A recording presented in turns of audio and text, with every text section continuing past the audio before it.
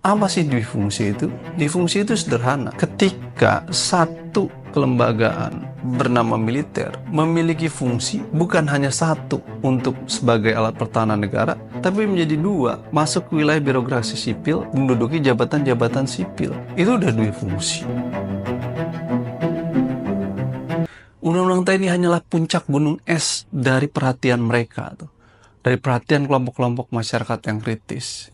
Kenapa demikian? Karena menilai, pertama, selama 10 tahun ini, secara praktek, banyak anggota TNI aktif yang menduduki jabatan sipil tapi tidak pensiun. Ya. Mereka menjadi kepala bulog, mereka jadi dirjen di SDM, mereka menjadi dirjen di perikanan, yang itu jelas-jelas melanggar Undang-Undang TNI 34 2004. Tapi terjadi, pelanggaran terhadap undang-undang terjadi, tapi didiamkan.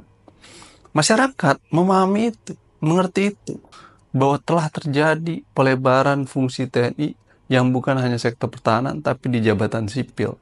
Inilah yang kemudian membuat masyarakat kritis terhadap dinamika militer belakangan ini. Karena mereka melihat, kok militer kembali seperti pada masa lalu, di mana menduduki jabatan-jabatan sipil. Dalam bahasa konsep, itu yang disebut dengan dwifungsi. Apa sih dwifungsi itu? Dwifungsi itu sederhana. Dwifungsi itu ketika satu kelembagaan bernama militer memiliki fungsi bukan hanya satu untuk sebagai alat pertahanan negara, tapi menjadi dua, masuk ke wilayah birokrasi sipil, menjadi menduduki jabatan-jabatan sipil. Itu udah dwifungsi, ya. Oleh karena itu, ini sesuatu yang sudah hadir sejak masa Orde Lama, ketika Bung Karno melakukan menarik militer dalam satu dewan nasional, yang itu menjadi pertama cikal bakal dari dwifungsi, dan di masa Orde Baru dipermanenkan sampai menduduki jadi bupati, gubernur, dan lain sebagainya. Lalu di masa reformasi itu ditolak oleh mahasiswa. Karena apa? Karena itu akan mengganggu ketatanegaraan, sistem demokrasi, dan menyimpang dari fungsi militer sebagai alat pertahanan negara. Karena itu akhirnya dicabut. Nah sekarang 10 tahun ini, ruang difungsi itu kembali dengan memberikan ruang kepada militer masuk di jabatan sipil itu. Dalam konteks itu, revisi Undang-Undang TNI 34 2004 gitu ya, menjadi kontroversi karena persoalan-persoalan ini gitu. Tapi langkah Panglima TNI yang menyatakan akan mengkoreksi dan meminta agar mereka pensiun terhadap militer aktif di jabatan sipil, itu kita akan tunggu. Mudah-mudahan akan ada segera langkah korektif terhadap hal itu. Karena kalau tidak, ini akan menjadi masalah yang berlarut-larut. Dampak dari masuknya militer aktif di jabatan sipil tentu akan menimbulkan problem birokrasi ya, di sipil sendiri. Mahasiswa yang sudah sekian lama kuliah lalu masuk menjadi pegawai negeri sipil, ingin menjadi seorang direktur, akhirnya nggak bisa karena ada militer aktif. Ini kan mengganggu meritokrasi di dalam birokrasi sipil. Ini tidak sehat bagi birokrasi sipil. Sebenarnya kalau mereka ingin masuk, terus mereka pensiun dini aja dulu, nggak perlu menjadi aktif duduk di jabatan sipil. Nah, dalam konteks itu, ya, diskursus di dalam revisi Undang-Undang TNI yang mendapatkan penolakan dari masyarakat adalah terkait dengan isu ini. Meski kemudian kalau kita perhatikan dari revisi Undang-Undang TNI yang awal, itu bisa masuk ke semua lini gitu, melalui keputusan Presiden. Sekarang dalam Undang-Undang TNI 34 2004 yang disahkan, dibatasi hanya menambah kurang lebih 6 dan 7 gitu, terkait dengan BNPB, Kepala Staf Presiden, dan lain sebagainya. Dan ini tetap masih menjadi sorotan publik, karena ada pertanyaan-pertanyaan publik, apakah perlu Kepala Staf Presiden itu diduduki oleh TNI aktif gitu? Bukankah sebelumnya oleh jabatan sipil? Ini pertanyaan dasar gitu, yang menjadi kritik publik sampai sekarang, karena hal itu masih terjadi gitu. Tapi terlepas dari hal itu, ada hal penting dalam revisi Undang-Undang TNI 34 2004 yang diperhatikan oleh publik, yakni terkait dengan pelibatan militer di wilayah sipil dengan dalih operasi selain perang.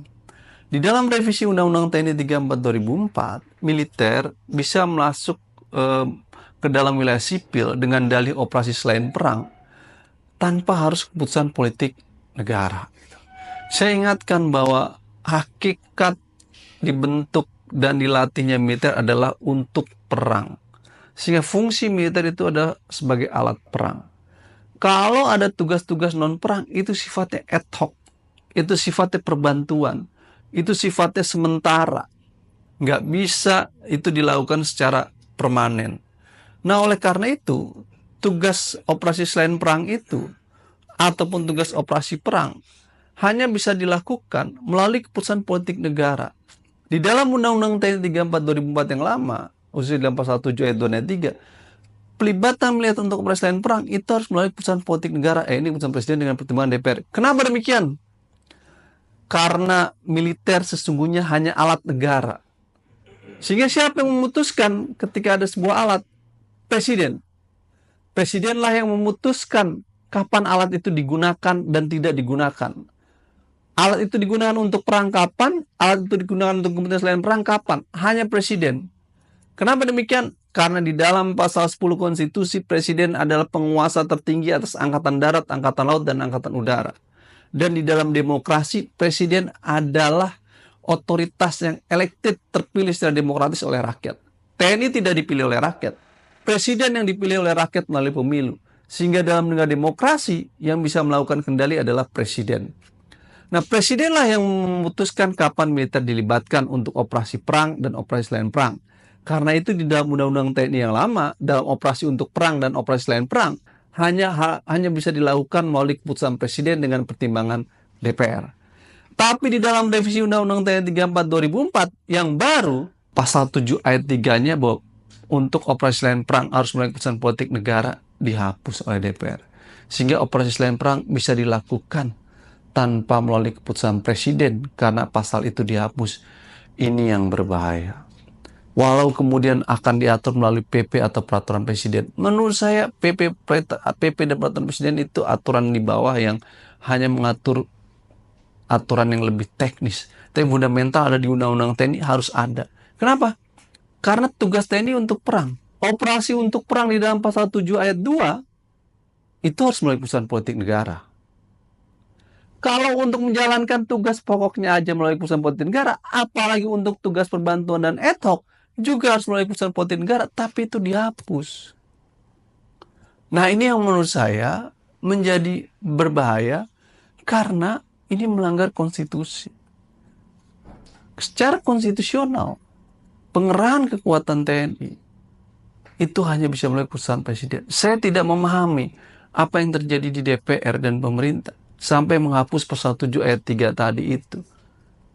Itu kan sama saja mengambil alih peran dan kewenangan presiden dan DPR. Karena sejati yang bisa mengendalikan TNI sebagai alat itu hanya presiden. Maka segala operasi perang dan selain perang harus melalui presiden. Ini yang menurut saya sesuatu yang tidak sejalan dengan konstitusi. Yang kedua juga, ini juga menjadi sesuatu yang akan berdampak buruk. Karena kemudian operasi selain perang bisa dilakukan untuk masuk ke wilayah-wilayah sipil. Militer bisa untuk mengurus program cetak sawah, program ketahanan pangan, jaga proyek strategis nasional, dan operasi-operasi selain perang lainnya yang bisa dilakukan tanpa harus keputusan presiden. Menurut saya ini berbahaya dong. Ini sesuatu yang tidak baik. Karena penafsiran operasi selain perang nanti bisa sangat bias kemana-mana. Dampaknya bisa berdampak kepada kehidupan demokrasi. Inilah menjadi persoalan dari Undang-Undang TNI yang masih mendapatkan sorotan di masyarakat. Tapi pada sisi lain, bagi institusi TNI, pelibatan operasi selain perang yang berlebihan itu sesungguhnya membawa dampak terhadap pelemahan profesionalisme militer. Anda bayangkan, tugas militer dilatih dan dididik untuk perang. Dipersiapkan persenjataannya, membeli pesawat, membeli tank, dan itu untuk perang. Lalu kemudian dididik melalui proses pendidikan yang panjang juga untuk persiapan perang. Tiba-tiba dilibatkan untuk menjaga program cetak sawah, ketahanan pangan. Satu, itu bukan kompetensinya. Dua, akan melemahkan profesionalismenya. Yang ketiga, kasihan loh seorang kodim nanti dievaluasi oleh komandan Kodam atau oleh Kasat gitu ya. Karena gagal mengurusi panen di daerah situ. karena gagal untuk mengurusi harga pangan di daerah itu. Kasihan mereka. Bukan karena mereka gagal mendeteksi dini ancaman, potensi ancaman perang, tapi karena mereka gagal ngurusin pangan. Dan fakta yang terjadi, militer akhirnya masuk ke wilayah-wilayah civic mission yang berlebihan untuk mesin cetak sawah, program ketahanan pangan, dan lain sebagainya, yang itu bukan kompetensi mereka. Nah, apa dampak dari revisi Undang-Undang TNI itu juga bisa berdampak terhadap pelemahan profesionalisme. Tanpa Undang-Undang TNI saja, selama ini kegiatan mereka dalam operasi-operasi selain perang itu memberikan persoalan sendiri bagi tubuh mereka. Apalagi nih, ada agenda untuk membangun 1000 batalion berapa? 100 atau 1000 batalion itu. Untuk tahanan pangan tuh kan. Itu, aduh, buat saya itu sulit masuk akal gitu ya. Karena batalion-batalion itu bukan untuk dibangun untuk ngurusin pangan, tapi untuk dibangun dalam persiapan tempur gitu. Ini jadi berubah gitu loh, fungsi dan tugas TNI. Padahal fungsi utama dia itu pertama untuk perang gitu, bukan untuk ngurusin pangan. Inilah yang kemudian ada hal yang kemudian dibaca oleh masyarakat. Revisi Undang-Undang TNI terkait dengan penghapusan pasal 7 ayat 3 tentang unsur penting negara hanya untuk menjadi justifikasi dalam melegalisasi program-program yang sudah berjalan selama ini, di mana militer masuk ke wilayah sipil berlebihan, ngurusin cetak sawah, pangan, dan lain sebagainya. Ini persoalan yang menurut saya tidak baik gitu. Undang-undang TNI sudah disahkan tidak memberikan kontribusi bagi pembangunan transformasi TNI yang profesional. Justru undang-undang TNI yang disahkan dikhawatirkan akan melemahkan proses transformasi TNI ke arah yang profesional itu. Kenapa demikian? Karena diskusi tentang undang-undang TNI dan revisinya lebih banyak domain ke wilayah bagaimana militer masuk di jabatan sipil. Yang kedua, bagaimana memberi ruang militer untuk masuk ke wilayah sipil melalui operasi selain perang. Padahal kalau kita bicara tentang transformasi pertahanan, maka tujuan akhir dari transformasi pertahanan adalah menyiapkan prajurit dan tentara untuk siap dalam perang. Karena itu, diskursusnya bukan ke wilayah sipil atau bukan ke jabatan sipil, tapi diskusinya adalah bagaimana memodernisasi alutsista, bagaimana meningkatkan kesejahteraan prajurit. Agenda modernisasi alutsista, agenda kesejahteraan prajurit tidak menjadi agenda transformasi TNI dalam revisi Undang-Undang TNI kemarin. Nggak ada.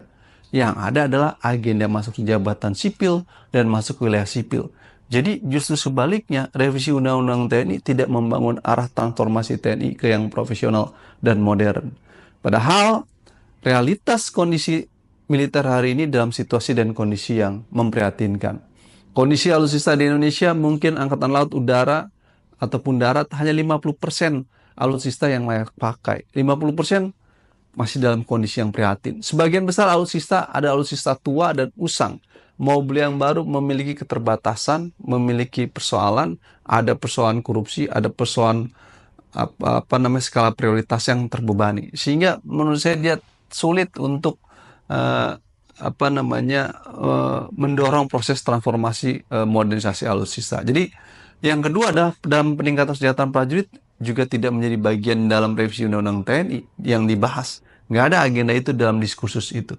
Jadi buat saya nggak ada kondisi yang memberikan dan mendorong proses transformasi TNI ke arah yang profesional dari revisi Undang-Undang TNI. Justru sebaliknya, ini akan bisa memundurkan proses transformasi itu sendiri karena militer akan lebih banyak disibukkan untuk ngurusin cetak sawah, ketahanan pangan, proyek strategis nasional, dan menjalankan tugas-tugas program pemerintah. Ini sesuatu yang tidak baik. Ini bentuk subjektif civilian control nih. Yaitu kontrol sipil untuk kepentingan dia, bukan untuk kepentingan negara.